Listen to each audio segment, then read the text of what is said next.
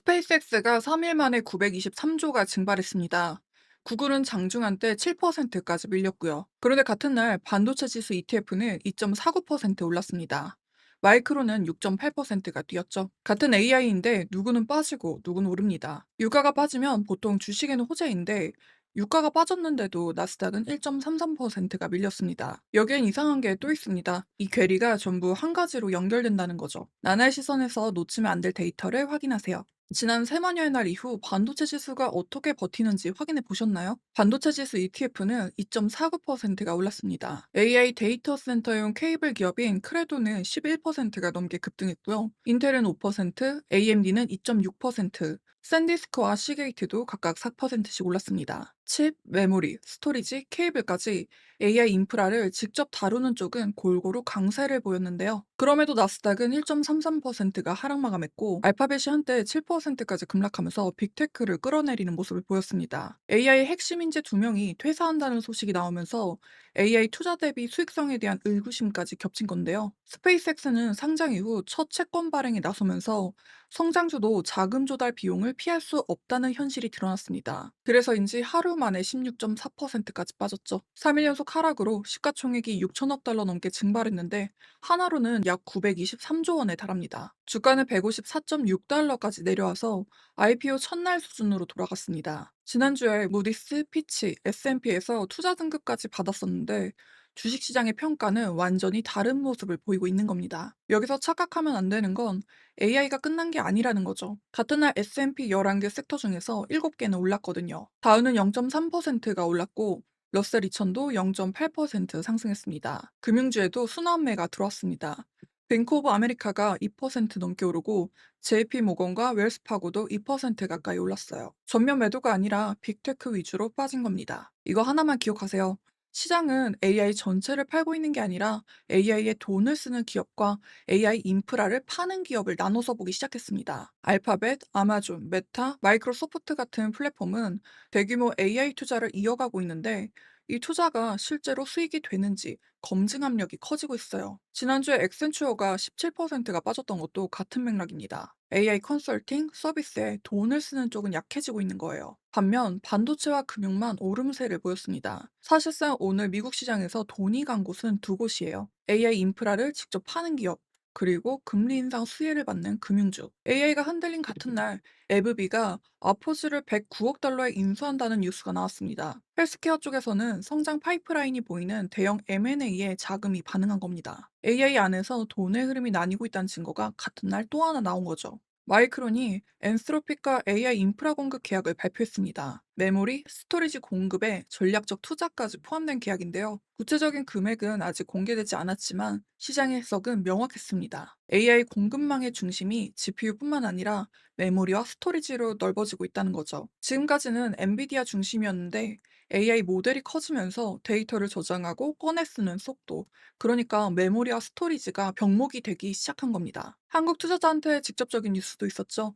어제 보통주 기준으로 SK 하이닉스가 삼성전자를 제치고 시총 1위에 올랐었습니다. 우선주까지 포함하면 전체 시가총액 순위는 달라질 수 있지만 HBM 주도권이 시가총액 역전으로 이어진 점에 포인트를 맞추셔야 합니다. 근데 여기서 조심해야 할 게 있는데요. 아직 마이크론 실적이 안 나왔습니다. 수요일 미국장 마감 후에 실적이 발표되는데 HBM과 AI 메모리 가이던스가 지금의 기대를 받쳐주느냐가 핵심이에요.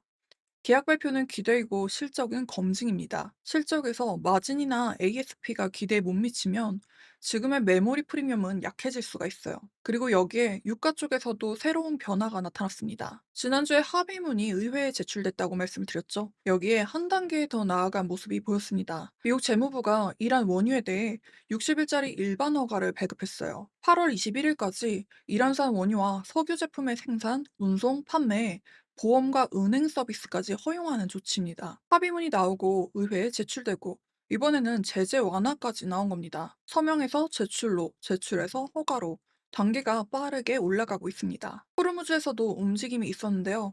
원유 탱커 두 척, 약 200만 배럴이 해협을 통과했고요.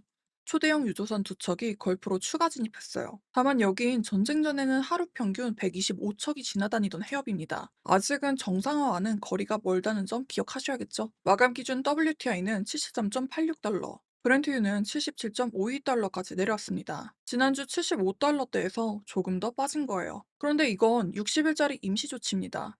임시조치 안에서는 무슨 일이 벌어질지 알 수가 없죠. 게다가 지난주에 말씀드렸던 것처럼 이란은 60일 무료 통항 이후에 통행료나 서비스 수수료를 받겠다는 뜻을 밝힌 상태예요. 영구적 정상화가 아니라 유예 기간이라는 걸 기억하셔야 합니다. 유가가 빠지면 인플레 압력이 줄어드는 건 맞습니다.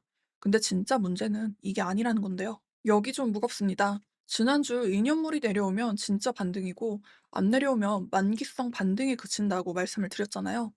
시장에서 어떻게 반응했는지 한번 살펴봐야겠죠? 2년물은 내려오지 않았습니다. 오히려 올라간 편이죠. 2년물이 4.224%까지 올라서 2025년 초 이후로 최고 수준에 진입했습니다. 뱅크 오브 아메리카는 올해 9월, 10월, 12월에 0.25%씩 세 차례 인상을 예상했고, 도이체 방크도 9월과 12월 두 차례 인상을 전망했습니다. 이건 연준 결정이 아니라 주요 투자은행들의 전망입니다. 여기에 2년물이 오른 방향과 일치하죠. 시카고 연준의 굴수비 의원도 노동시장은 안정적인데 인플레가 잘못된 방향으로 가고 있다고 말했습니다. CPI 4.2%, PCE 3.8%를 언급하면서 서비스 인플레가 유가나 관세보다 더 끈질길 수 있다고 경고했습니다. 유가가 빠지면 에너지 물가는 내려가지만 임금이나 임대료 같은 서비스 물가는 유가보다 훨씬 느리고 끈질기게 움직입니다. 그러니 유가가 빠져도 연준이 바로 완화로 돌아설 수는 없는 겁니다. 달러 지수는 101까지 올라왔는데요.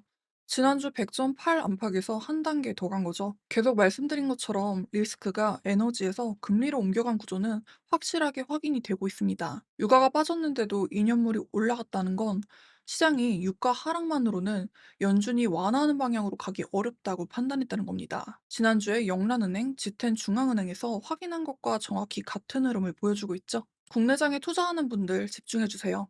여기에 한 가지 짚고 넘어갈 게 있는데요. 어제 코스피는 종가 기준 사상 최고치를 다시 썼습니다. 그런데 그 안을 들여다보면 수급이 조금 묘한데요. 어제 코스피에서 외국인은 2조 5천억 원 넘게 순매도했습니다. 지수를 끌어올린 게 개인과 기관이었어요. 그럼 외국인이 한국을 떠나고 있냐? 그건 또 아닙니다. 여러분이라면 이걸 어떻게 보시겠어요? 외국인의 코스피 보유 비율은 오히려 올라가고 있습니다. 40%를 넘어서 역대 최고치에 다가서고 있어요. 그러니까 외국인은 지수가 오를 때 일부 차익 실현하면서도 한국 비중 자체는 줄이지 않고 있다는 겁니다. 파는 것처럼 보이지만 발은 빼지 않고 있다는 거예요. 이게 왜 중요하냐면 달러 지수가 100일까지 올라온 환경에서 외국인이 차익 실현 강도를 더 높이면 원달러 상방 압력이 그대로 커지기 때문인데요. 어제도 원달러는 1537원까지 올라갔습니다. SK 하이닉스가 보통주 기준으로 시총 1위가 됐다는 건 AI 메모리 쪽에서는 분명 긍정적입니다. 근데 달러와 인연물이 이렇게 강한 환경에서는 외국인이 이 강세를 어디까지 받아주느냐를 같이 봐야 한다는 거죠.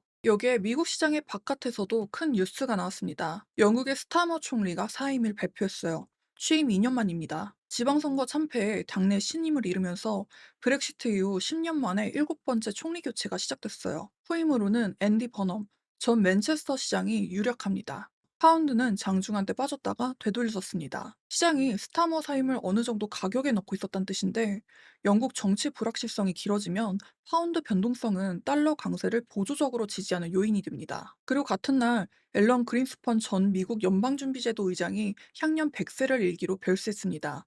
삼가 고인의 명복을 빕니다. 그린스펀 전 의장은 1987년부터 2006년까지 19년간 연준을 이끌면서 미국 최장 호황기를 지휘한 인물이에요. 마에스트로라는 별명이 붙었을 만큼 시장과 소통하는 방식 자체가 하나의 시대를 만들었었습니다. 이게 오늘 시장과 연결되는 이유가 있으니 말씀을 드리겠죠? 지금 워시 의장이 보여주고 있는 연준 운영 방식이 바로 이 그린스펀 시대의 접근과 닮아 있습니다. 가이던스를 줄이고 시장이 스스로 판단하게 만드는 방식이에요. 그래서 데이터가 나올 때마다 금리 변동성이 더 커질 수 있다는 점도 같이 봐야 합니다. 계속 말씀드리는 것처럼 시장은 AI가 무너진 게 아닙니다. AI 안에서도 돈이 나뉘고 있는 거죠. 플랫폼과 고밸류 성장주는 비용 부담에 눌렸고요. 메모리와 스토리지처럼 AI 인프라를 직접 파는 쪽은 오히려 강했습니다. 유가가 빠졌는데 이년물이 올라갔다는 건 시장이 전쟁 완화는 샀지만 금리 완화는 사지 않았다는 뜻이고요. 시장이 먼저 반영한 건 60일 제재 완화와 유가 하락입니다. 아직 덜 반영한 건 60일 이후 제재 복원 리스크와 PCE에서 서비스 인플레가 확인될 가능성이에요. 그래서 이번 주장 들어가실 때 판단하실 것들이 있습니다. 첫 번째는 수요일 마이크로 실적이죠.